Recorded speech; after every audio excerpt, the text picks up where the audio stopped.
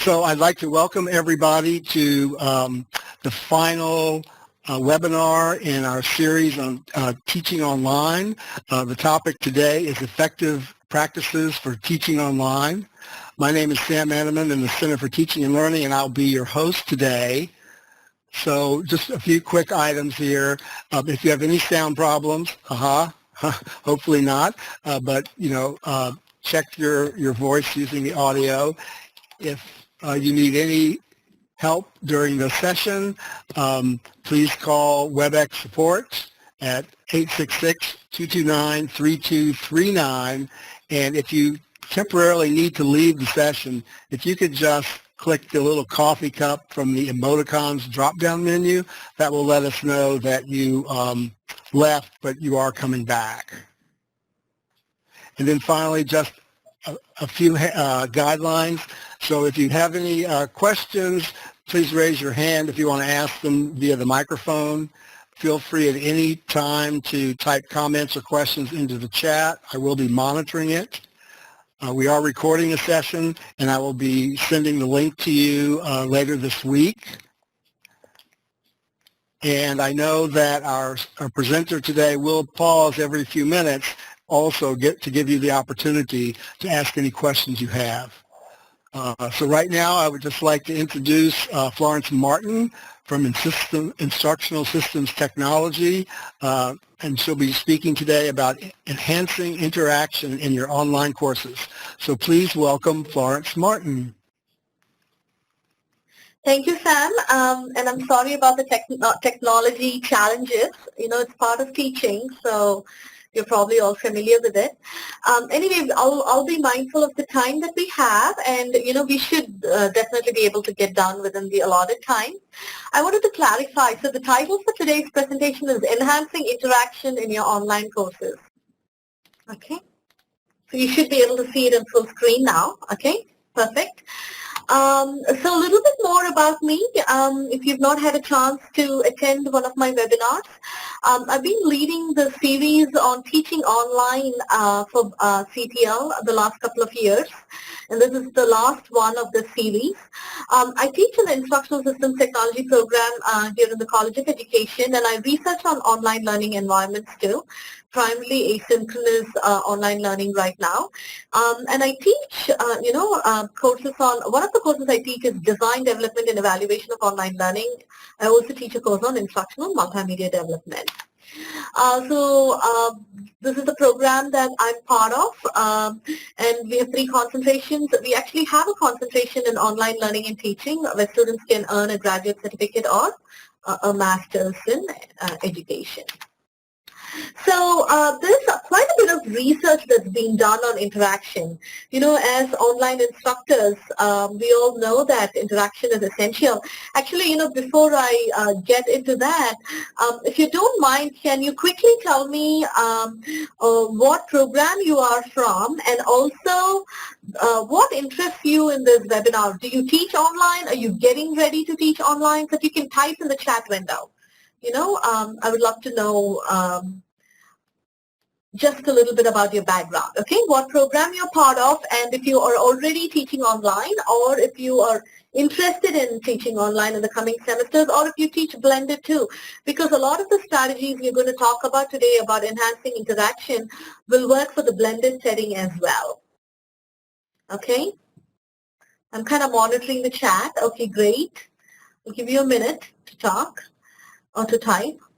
Okay, so several of them I see, teaching online in summer, blended in future, respiratory therapy, yes, all online. School of Nursing, all online, Teresa says. Okay, and says getting ready to teach Research 6101, okay, from hybrid to online. Elizabeth, okay, she's a doctoral student and develop online courses. Okay, great. We'll do blended in the future. Okay, excellent. Good to know that you're all interested in teaching online or doing some kind of online teaching right now. So we know that in an online course, interaction is critical and it is crucial to student satisfaction and engagement. That's what research has found, and it enhances the effectiveness of any distance education course, right? Compared to a self-paced course, the students have to do it by themselves without any interaction. It doesn't mean that more interaction doesn't mean it's going to be always better. So, a balance is essential, and also it's essential for active participation. So one of my biggest concerns, when I started teaching asynchronously online, so I've been teaching asynchronously online for 3 years. So before that, for 7 years, I taught synchronously online. So Webex was my primary mode. So when I made the switch, initially I was a little nervous. How do I get to know my students? How do I build relationships?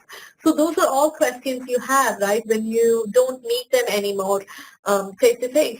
But surprisingly, you can do quite a bit of, establishing relationships and building a sense of community and building those connections even in an online setting. And interaction is very critical to that. So here are a couple of different definitions on interaction. So I want to give you a little bit of theory, and then, we spend the rest of the time talking about strategies. Daniel and Marcus, they defined interaction as an activity in which a student is in two-way contact with one or more persons. So, it could be another student, it could be the instructor. So just where a student is in two-way contact. And Gilbert and Moore, they define interactivity in a computer-mediated instruction as it's a reciprocal exchange between the technology and the learner. So here the technology comes into play. Here's the definition from Wagner, who defined instructional intervention as an event that takes place between a learner and the learner's environment. And its purpose is to respond to the learner in a way intended to change his or her behavior toward an educational goal. So here's a little bit more to the definition, right? So there is a change that happens as a result of this interaction. And I think, that is critical.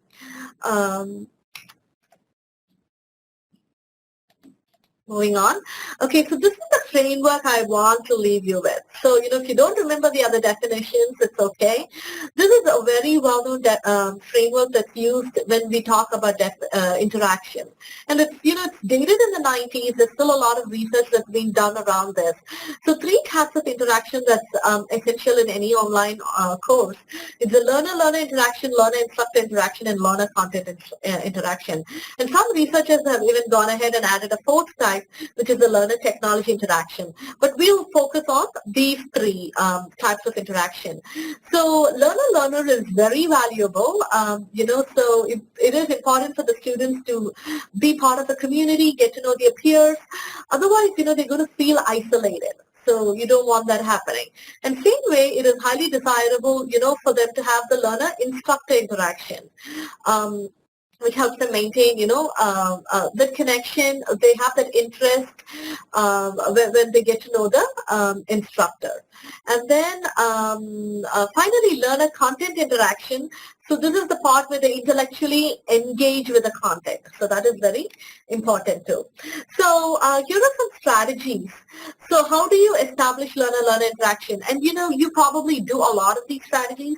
So these are some that I do, I'm going to share, but I would love to hear from you too. So if there's a strategy what I'll do is I'll pause at the end of each section, and if the strategy that you use, I would like to hear from you, okay? So that we can all learn from each other. So what are some ways I try to build learner-learner interaction? I set up a student lounge. In the online course, it's just a discussion forum.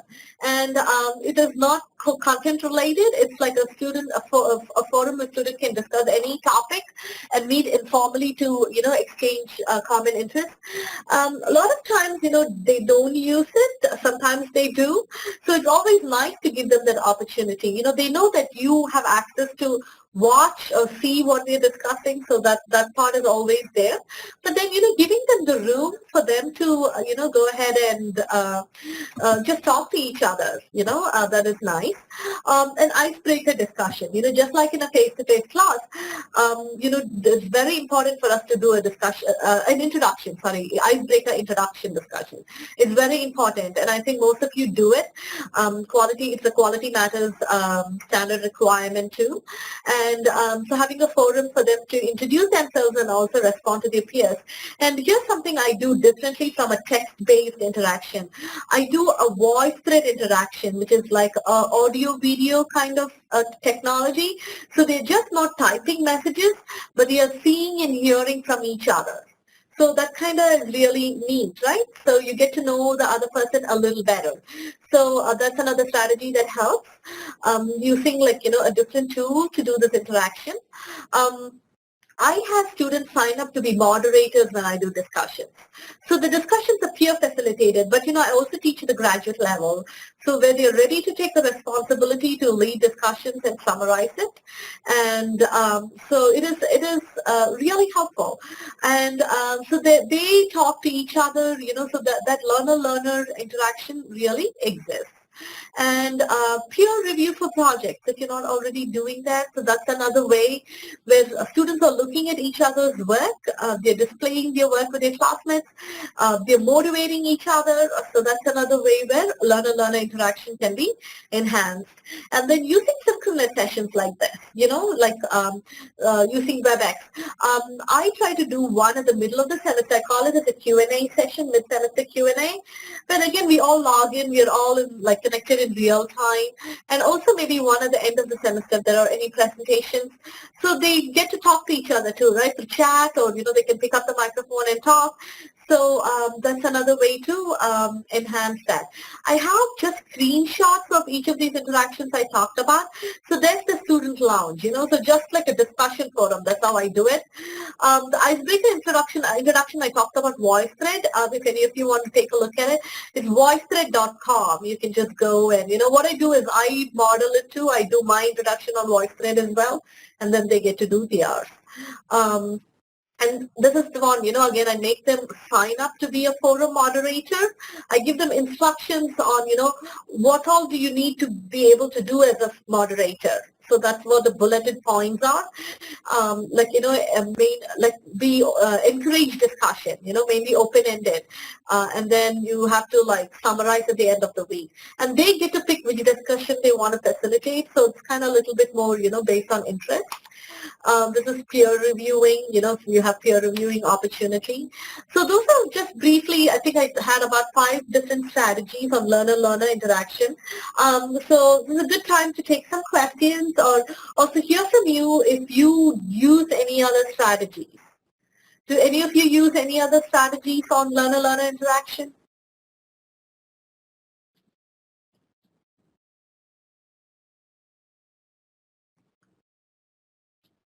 Okay, you can type in the chat window. You don't have to pick up the microphone if you don't want to. But I would love to hear, do you do group projects? Those are one way. Though challenging in an online setting, group projects definitely enhances learner-learner interaction. Okay, I'm not seeing any chat messages, so I'm going to assume that I should keep moving forward. So the next one is learner instructor, and this is very, very important, right? As much as learner-learner interaction is important, so for them to be able to talk to us, they want to know that we are there for them, that we are real, so those are some important strategies. And annotate. Okay, I'm not using any of the tools. Oh, I can use this. Okay. So, like in synchronous session, you want to, in synchronous session, you want to do several of the synchronous session, and then you also want to be able to use a variety of the features in the synchronous sessions that enhances interaction. The chat messages are great, using polling, using emoticons, the whiteboard. Those are all great features to use to enhance learner-learner interaction. And then you want to, when you do discussions, using their name. Sometimes it's a lot of threads to read, but when you respond to students, it's important for you to regularly address them by name to promote engagement and attention. Sending regular announcements to the students. What I do is I send an announcement every Monday to hear from me. So when you go for a long period of time, the students don't hear from you, they begin to worry because they don't get to see you, right? So Sending regular announcements is important. Providing more than one way for the students to contact you, that's important. Showing that you're available for them. I use a forum called Contact the Instructor Forum where they can post general questions, but then they can also email, or they can show up for my virtual office hours, or they can call me. So knowing that, there's a variety of ways they can contact us, important. Providing online office hours is important. And here's the other one, and this is a quality matter standard and a very important one. They like for you in your syllabus to list your response time to the students, which means if a student emails you, how quickly are you going to get back to them? Anne has a question about what do you use for online office hours, and I like Webex. I like the meeting room in Webex. If you have not used that, it's different from the training room. The meeting room is a standard URL. Actually, if you look at one of my signatures, in any email if you've received from me, it stays the same, so you can put it on your syllabus. And if a student logs in, you'll even get an email saying somebody is waiting for you in your meeting room. So that's my favorite. I used to use Skype, but now simply moved to Webex, and it's the same room you can use over and over again. I also use it for advising. I use it for working with research collaborators too. So that's a great tool, yes. Okay, so I was talking about office hours or responding promptly. So in your syllabus, posting how quickly you get back to them. Initially, I actually listed as 24 to 48 hours on weekdays. But you should do whatever is comfortable for you. So students know they cannot send you an email like, at 1 o'clock and expect a response at 1:10, which a lot of students do. So, it's important to have that, and even a response time for grading, having that in there too helps, and then keeping up with that time frame. Providing students an opportunity to reflect at the end of each module. I used to use the journal feature when I was in Moodle, and now in Canvas I just do it as an assignment. So ask them a couple of questions at the end of every module.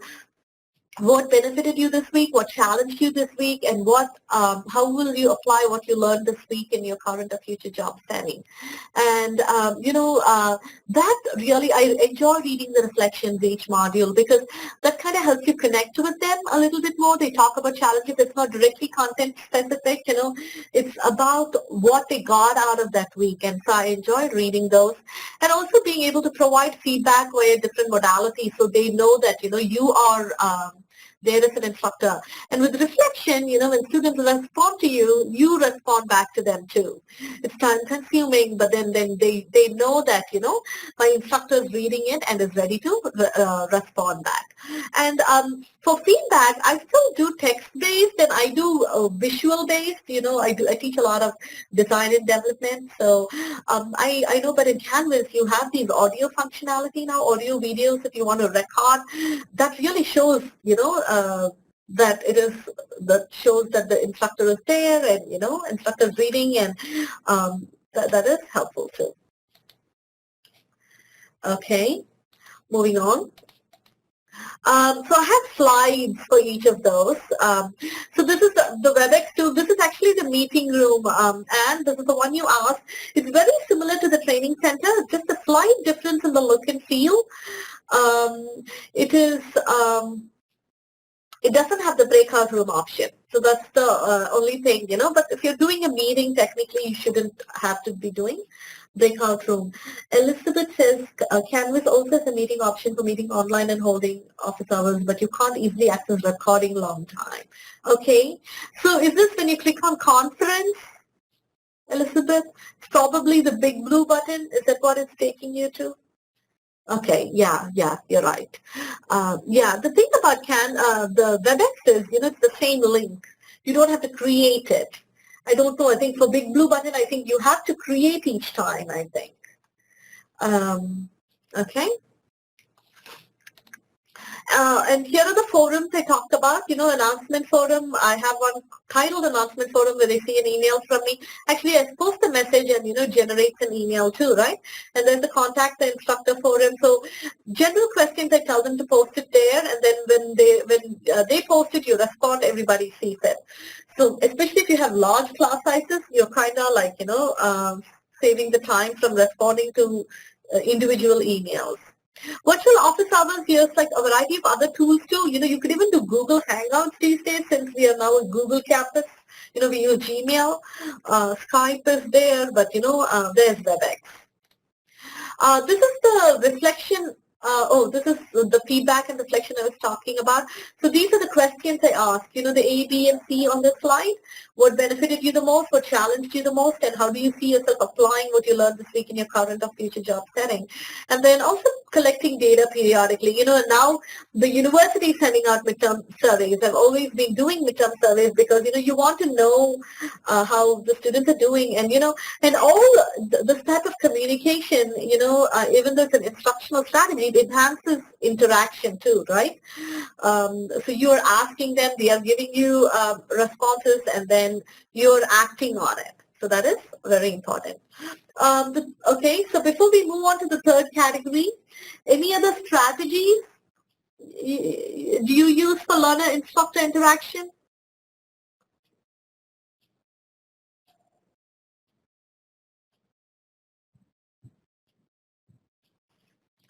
Okay, not seeing any responses.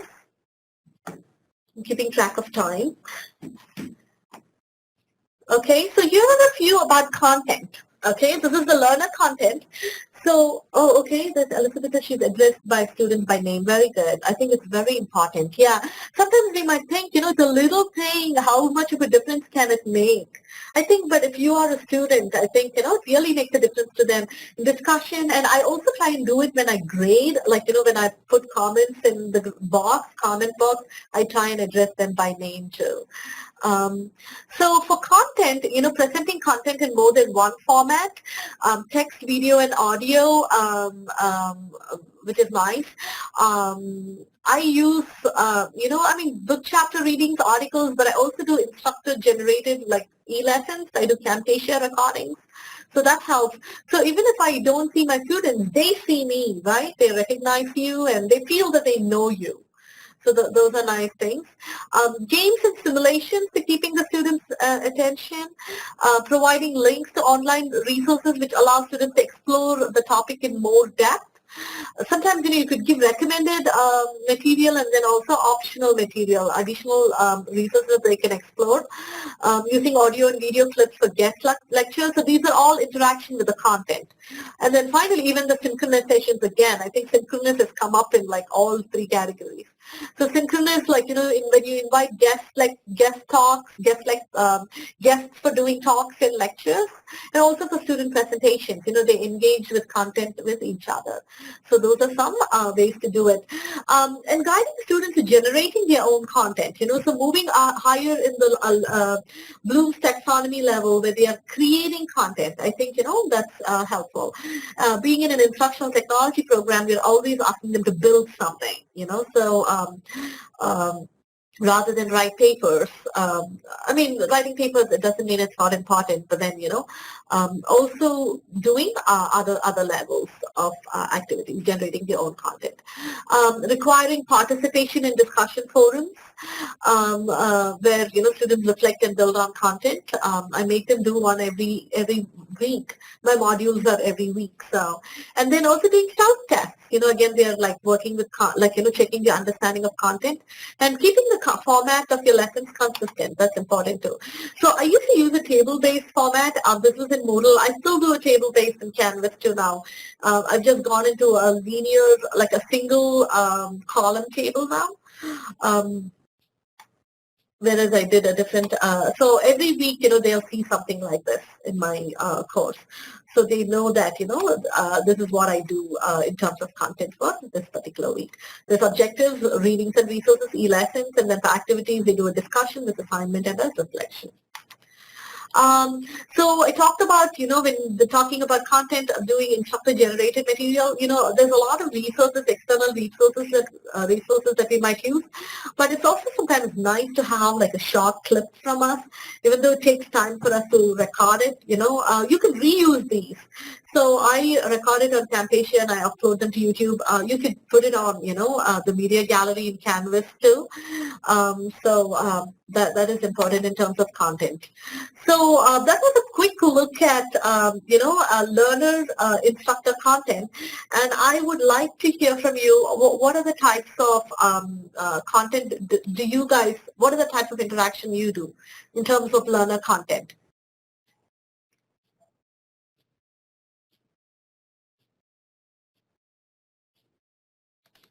And I'm actually going to show you some data. I thought if I had time, I'll show you some tables. Wait a minute. So, and this happened the last time after I did this workshop. So the last couple of times I've done this workshop, I've gone ahead and collected some survey data. It's been interesting. And I did this with students, so I'll give a quick look. I shared a few strategies with you, so we created an instrument, I think, if any of you are interested in looking at the real data, this study should come out soon. It's under Revise and Resubmit an online learning journal. What we did was we came up with a longer list of engagement strategies, but in the MOVE framework, I think at least 10 strategies. I want to say 27. And these are the ones that are really highly rated. We said we had about 155 students respond to it, and we asked them which of the strategies they thought really, engaged them in the course. Yes, Sam, I'm going to come back to the comments in a minute. So introducing themselves using an icebreaker discussion, students really valued that. They thought that was very important for learner-learner interaction. Working collaboratively using online communication tools, they thought that was important. Interacting through student presentations, asynchronously or synchronously. The asynchronously is like, they could record their presentations and still share it. So that was rated high. Having choices in selection of readings that drive discussion group formation. They liked that, and even peer reviewing classmates' work. So, it was on a scale of 1 to 5. 5 is very important. So, you see that. So this is learner-learner. So when you compare learner-learner to learner-instructor, the ratings are even more higher. So here were some of the top ones that came. Sending regular announcements, they thought that was very important to hear from the instructor. Posting grading rubrics for all assignments, creating a forum for students to contact the instructor with questions about the course. Posting a due date checklist at the end of each instructional unit, referring to students by name, the discussion forum that came up high, Elizabeth just mentioned it, and then creating a course orientation for students. They thought that really helped them engage with the instructor too. Yes, the last one, learner content. They talked about, working on realistic scenarios like case studies, reports, research papers. They like that.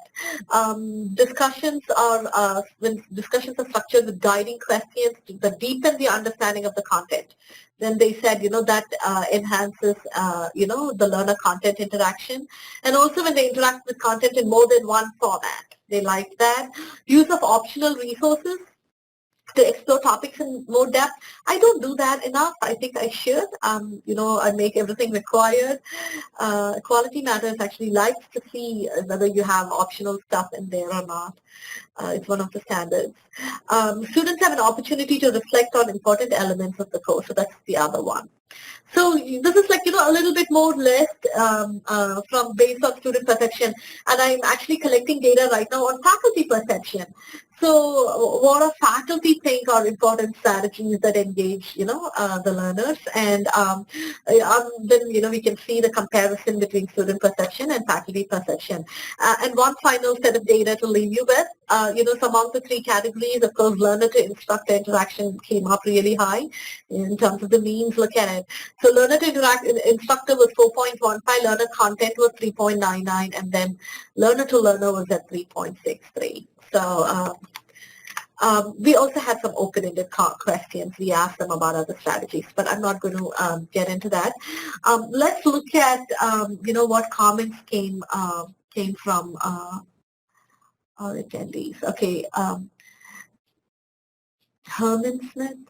Okay, says set up groups in Canvas and have small groups work on a project. Yes, that is very nice. Then Elizabeth says, recorded tutorials of how to code or use software. Yes, that's very important too. Like demonstrations, right? Yeah. Screencasting to show. Yeah, those are great strategies. Especially if you take the time to do that, they totally appreciate that. Okay.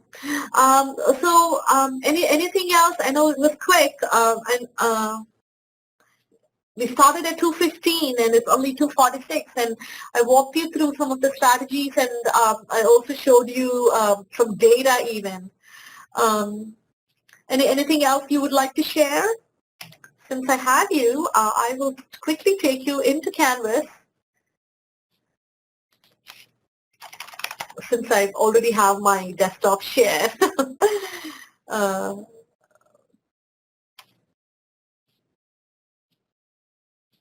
okay, so this is the course I wanted to show you.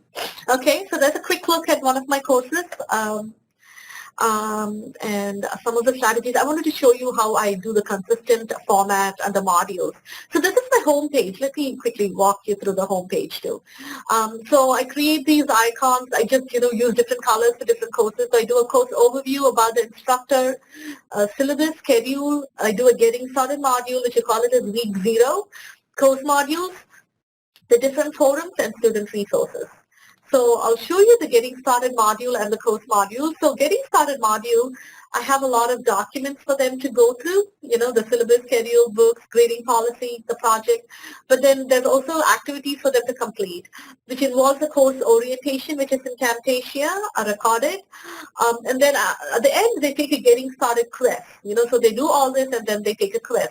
Course orientation, and there's the introduction discussion by Voicethread, or I gave them the choice of Voicethread or Animoto this time. So, that's another nice tool to use. And then the sign up of like for facilitating discussions. I had a screenshot in there. I make them do right in like week 0. Make them do a readiness survey. I use this out of Chapel Hill. They have readiness survey, and it gives them feedback. If they're not ready on something, how can they get ready? And then also to configure their Canvas profile. Even like, putting a picture up, simple things, but, it makes a difference. Another quick thing I want to show you is one example module. So, if you look at my module page, I still use the module functionality, but what I've done is I've created pages. So instead of putting all of them here, I used to do that, but then, this is a little bit different. I have a page per module, and then for each page, I have all the elements in there now. So objectives, aligned objectives, and there's the course goal, which takes you back to the goal. Tasks, exactly, what are the different things they have to do. There's the readings, resources. This is my e-lesson, let me click on it. So I can actually maximize it if you want to see. So like, I would say 10, maximum 15 minutes. I shoot for 10 minutes when I record these. And then there's the discussion. Some weeks there's an assignment, some weeks there's not. And then finally the reflection. And if you look at it, each week it's the same. So, I stay with the same consistent format. And that helps the students. And then going back to home again, I'll show you quickly the forums that I do, because this is part of the interaction too. So this is the announcement forum I mentioned. Anytime I put an announcement, it goes there. Contact the instructor forum if they want to talk to me, or like any general question. And student lounge, and this is where the discussion forum summaries the facilitators post.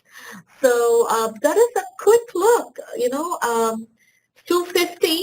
I would love to take questions. I hope this was beneficial to you, and I hope it was worth the wait.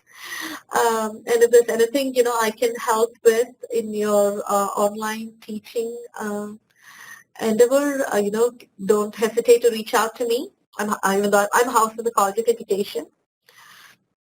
Any questions or any thoughts?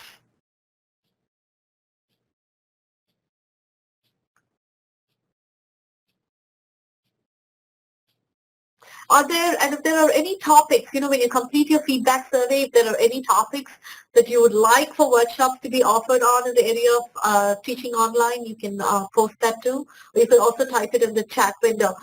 We have done workshops on interaction. We've done workshops on instructor presence.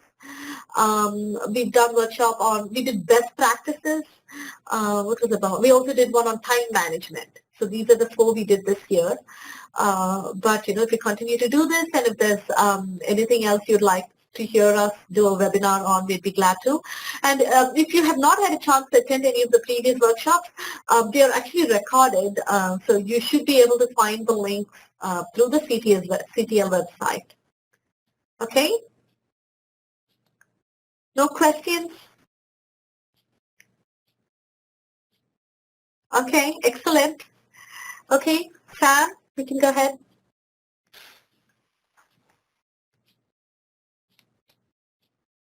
Okay, well, thank you so much, Florence, for your excellent presentation and series. We really appreciate it.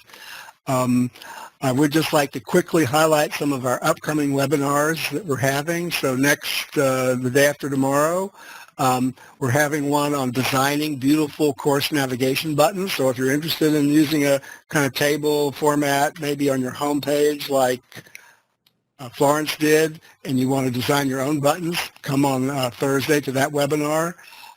Next week, we have another in our series from Students' Pathway to Success, a faculty guide. This is an ebook that our top 40 Academy faculty created a year and a half ago. And this time, they'll be talking about the chapter Learning How to Learn.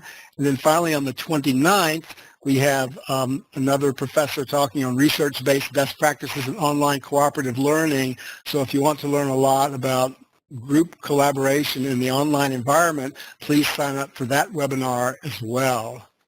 And then finally, since we're here, the middle of the afternoon, and you were all so very patient, I want to offer everybody a virtual treat, a virtual dessert before we finally wrap up this presentation. So please go ahead and enjoy your virtual dessert. And I would just like to thank you again for attending this webinar, and we look forward to seeing you at other webinars or maybe even at some of our workshops. So thanks again.